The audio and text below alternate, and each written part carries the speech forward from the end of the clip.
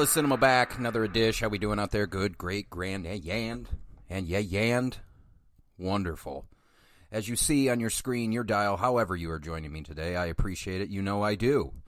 Well, I go back and forth on it because I don't want to do this anymore. I really don't. Well, Sean, why are you doing it? Well, you stay till the job's done. When is the job done? I don't know. It kind of feels, you know what? Perfect segue. Kind of feels like Michael Myers. I just keep coming back to life over and over and over again. And that's why I keep coming back. Halloween Kills is what I'm doing today. An impromptu episode. Kind of a wild fucking morning I've had. First, the car making some sounds. My car's making some sounds. Get it up to the dealership. They're going to we're going to be having it for a while. Luckily for you, there's a cancellation, so I can get you in today. I'm like, all right. When's that going to be? Oh, well, I probably can't look at it for a couple hours from now. I'm like, oh, fuck. I was like, well, can I drive on it for, a few more days? I wouldn't, is what he says. I wouldn't do that. So, your boy gets an Uber, goes to the theater, goes to see Halloween Kills, is just blown away by how good it was. That's right. I loved it. I absolutely loved it. And you know what? I know that the iron is hot right now. Maybe my favorite entry in the Michael Myers saga. Yep. That's right. I said it. Maybe my favorite entry in the Michael Myers saga. Now, for those of you that know me, I'm a Freddy guy, okay? I'm a big Freddy guy. To me, it's a fucking crime that Freddy doesn't have 300 sequels, because what you can do in a dreamscape, endless. Anyway, that's not to say that the OG Halloween does not still, own a place in my heart. It does. In fact, I was just talking to a couple of my buddies earlier. I will forever hold the OG and H2O. Yep, I just lost some fans right there. And for those of you that are like, Halloween 3, it doesn't have Michael Myers, okay? But I love Halloween 3, just so we're clear. I fucking love Halloween 3. That said, out of all of them, I believe that this is the 12th installment in the Michael Myers saga, like either number 11 or number 12. Should have looked it up beforehand, Sean. Anyway, it might be my favorite, ladies and germs. This is what a Michael Myers film should look like. And when you have the entire cast and crew clicking on all cylinders, the cast playing it straight, I fucking thought Anthony Michael Hall fucking killed it. I thought Jamie Lee Curtis, when we saw her, killed it. I thought Judy Greer, I only know her as Cheryl in Archer, but Judy Greer, she's been in so much stuff. I feel like I apologize, Judy. I shouldn't have pigeonholed you to just Cheryl Tunt in Archer. Killed it. You had Will Patton, who is gives us the emotion. I mean, everybody's hitting the emotion. Like I said, everybody's playing it straight. I saw Jim Cummings from The Wolf of Snow Hollow. That made me fucking happy. It's just kind of a bummer that he solves the crime of the century. This is Jim Cummings' character here. He solves the crime of the century in a small town where there's a man dressed up as a wolf, and he stops all the moitas from happening, and then overcome by, the flashbacks and PTSD, he transfers to a small town called Haddonfield, where he decides to put on his gun and badge again, and, you'll have to tune in to find out. All I'll say is that apparently no good deeds go unpunished. So it was good to see Jim, Andy Matichak, who played Allison, strong. We had two shapes, I think, in this one. Nick Castle and James Judy Courtney. It says also Aaron Armstrong. I would believe that would be some of the flashbacks that we see. We do see a very well done Donald Pleasance. I'm not going to spoil too much for you. I don't know what was in the trailer because, of course, I don't watch trailers, and I don't know what they showed you. Should have watched the trailer beforehand. But there's a lot of time shifting in it. Well, I shouldn't say a lot, but there's some time shifting in it, perfectly executed. I think we need to start giving more praise to David Gordon Green, because someone who made us laugh uncomfortably, a lot of weird, dark comedy stuff. Dude, as a horror director, he's fucking great. And y'all been making fun of my boy Danny McBride. These two turned in this pace in this film is fucking relentless, and it's all good. Like, it's all good. It's not just like, oh, fucking pedal to the metal and we, kind of throw some shit by the wayside. No, not at all. I'm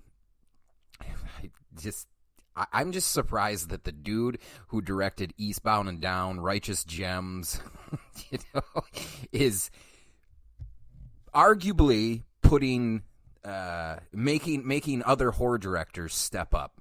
Same with the screenplay by Scott Teems, Danny McBride, and Green himself. It is one thing after another. I mean, the film picks up right where we left off on the 2018 Halloween, right where we left off, and it is boom, boom, boom. It just does not fucking stop. And sometimes you can lose emotion when you're doing that. You can kind of, I think there was a while there, and I don't want to say it's leveled off, because I would say that the horror genre is one of the most oversaturated genres that you can look into. I mean, if you just think of the amount of stuff on Netflix, Hulu, you name it, like, it is and new stuff is the most oversaturated genre. And to keep it as interesting as he did, David Gordon Green, Dana McBride, Scott Teems, as interesting as they did from the jump, there are no lulls in this. And then going back to what I was saying about losing emotion, I think sometimes you can trade, and what I was getting at with kind of horror films these days, you trade kill count or creativity of kills for story. And which always kind of boggled my mind, because I don't see why you can't have one without the other, obviously within reason, right? But this one, I'm sitting there watching, and I kid you not, like, I was in the theater by myself, and I had a couple moments where I was like, like, just like cheering at I don't know what that says about me as a person, because I'm cheering for the death of someone, but cheering at the brutality, at the creativity, at the motivated. What do I mean by motivated? Each kill is motivated, like, you know what I'm saying? Well, Michael Myers just kills people. Yeah, but you can't just throw randos in there, because I'll tap out real quick, Like, you can have a few random people get killed here and there, but almost everyone in this, at least with that has an on-screen kill, they are all, I don't want to go as far as to say important, but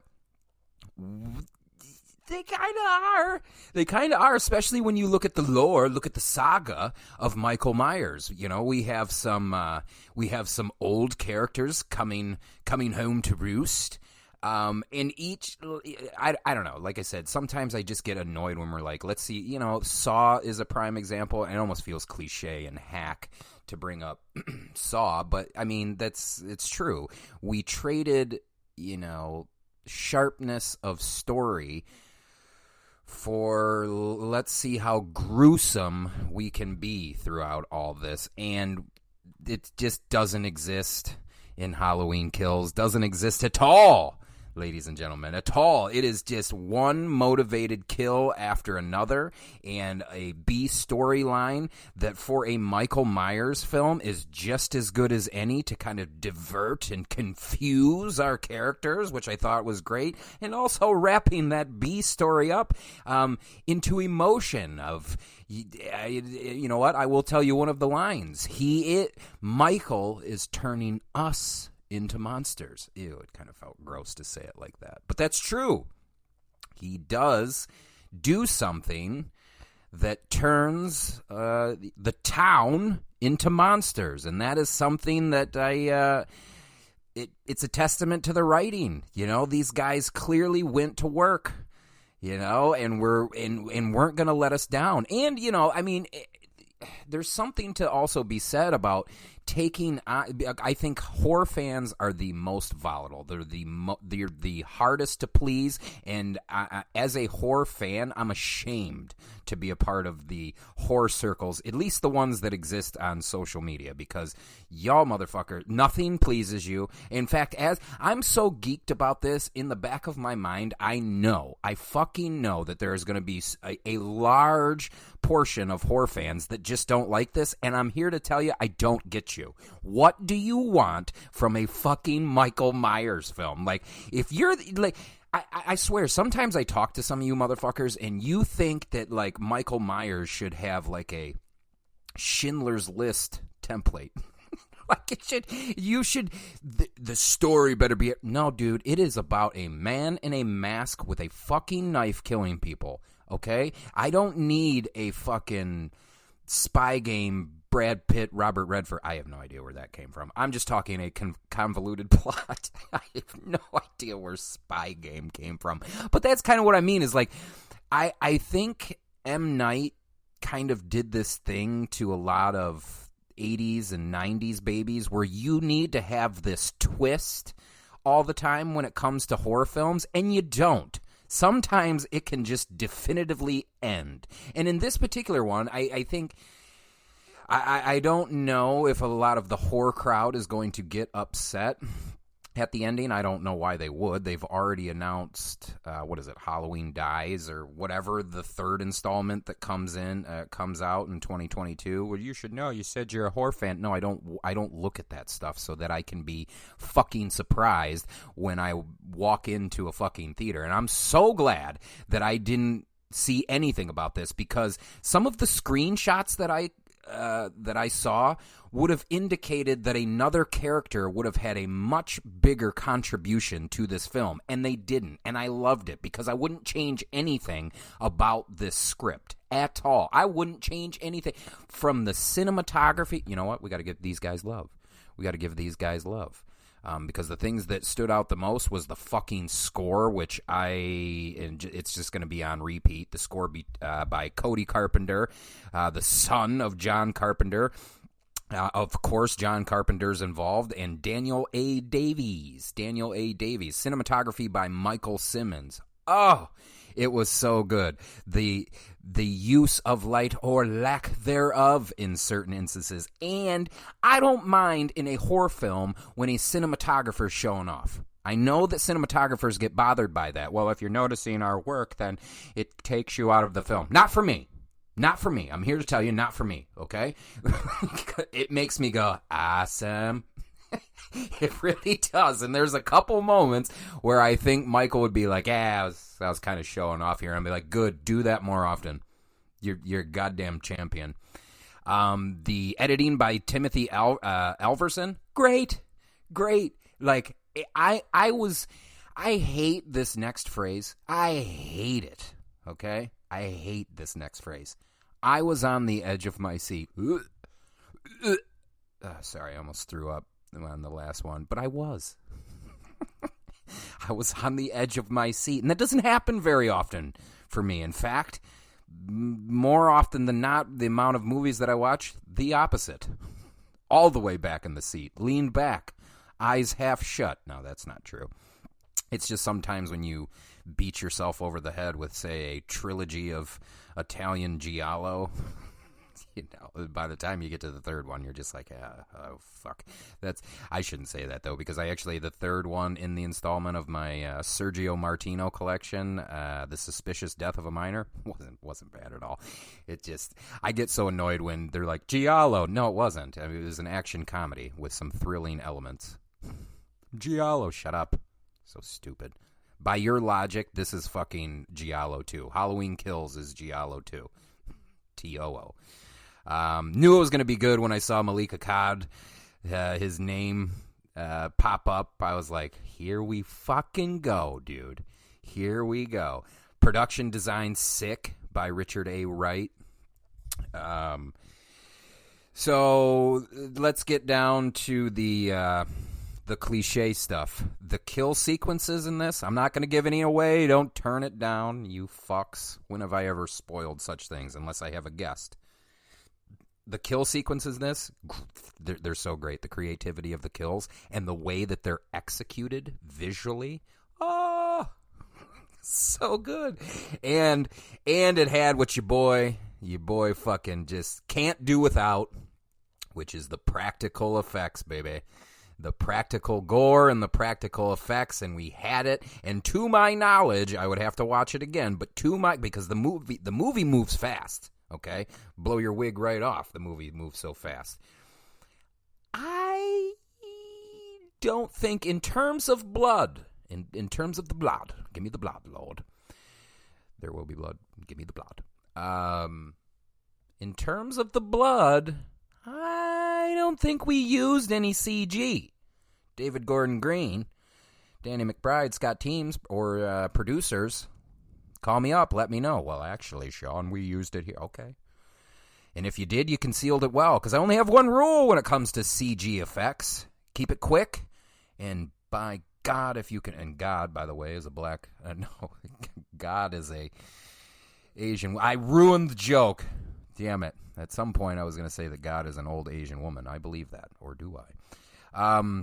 When you're doing CG, keep it quick, and by golly, if you can do it, keep it in the dark, because you can sell and cheat so much more shit if it's in the dark. And the couple times that we did use some of the CG in here, we did, and it was perfect. Like there's so many sequences that I want to talk to you about. So many sequences, but I promised a couple people that knew that I was going to see Halloween.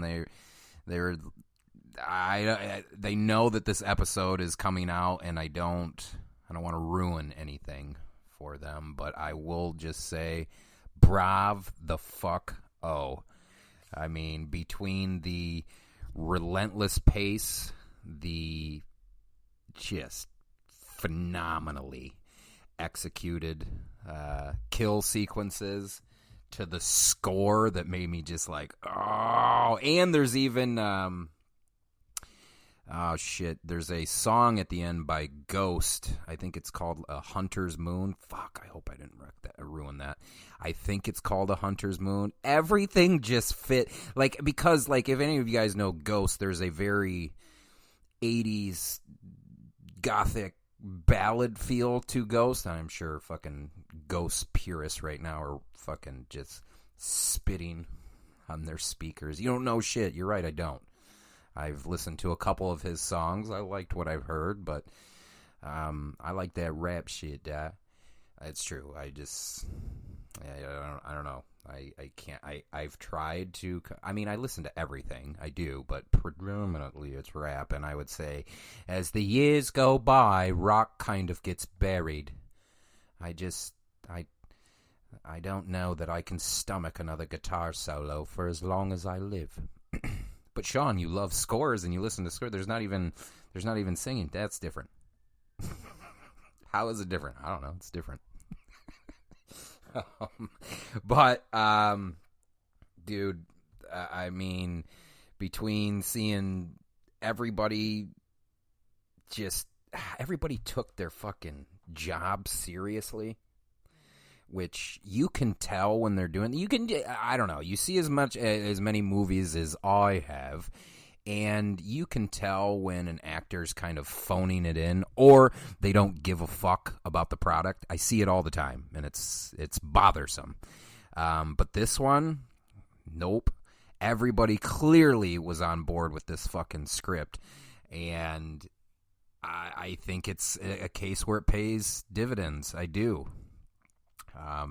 Back to the story, bringing old characters in, the way that we infuse them into the current piece, I thought was good. Sometimes you don't need this long drawn out act's worth, one full act's worth, ACT apostrophe S, act's worth of story for something like that. And I'm not saying that works all the time, but again, for a horror icon entity, I am here to see Michael. I am not necessarily here to see a twisty-turny, and this is how we'll bring in the old characters from the Michael Myers lore. We didn't do that. Boom, there. Loved it.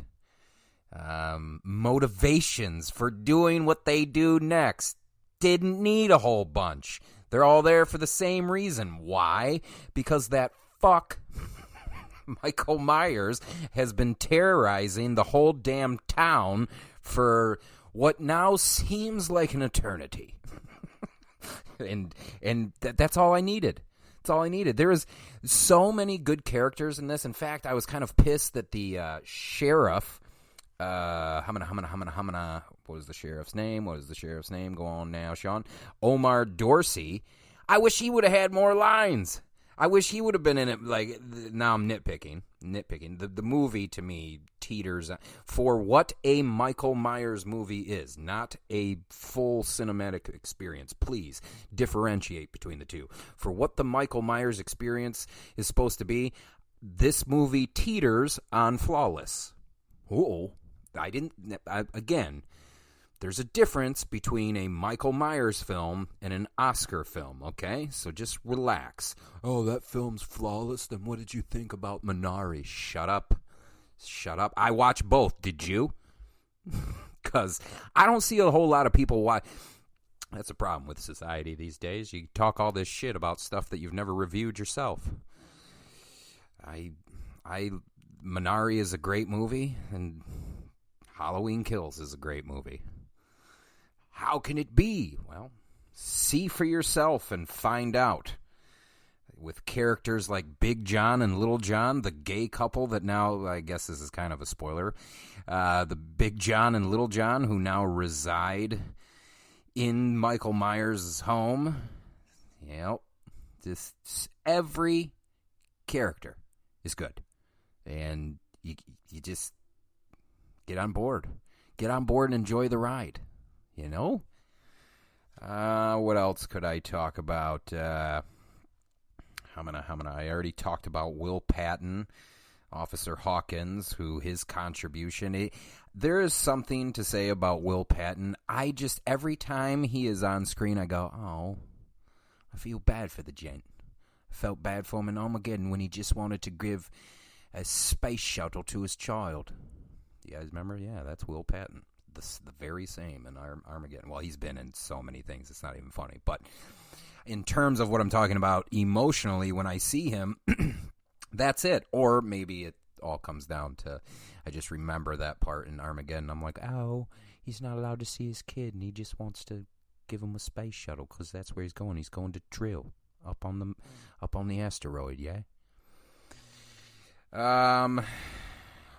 This may be one of the first instances where you might root for a Karen. That's pretty cool. Now, I do have beef. As we begin to nitpick, can somebody explain to me why Judy Greer, who plays Karen, is wearing a Christmas sweater throughout this? Did I must have missed it in the first one, or just don't remember it, because I didn't watch 2018 Halloween 2018 before I watched this one. Is there a reason she's wearing the Christmas sweater? Because I forget. But I will say, watching it was funny. But again, with the horror crowd, it could be like, why the fuck she's wearing a Christmas sweater? Well, that's the one from the first one. Okay, all right. Is that what happened? Did this all take place around Christmas and I forgot? And I'm truly asking. I don't remember.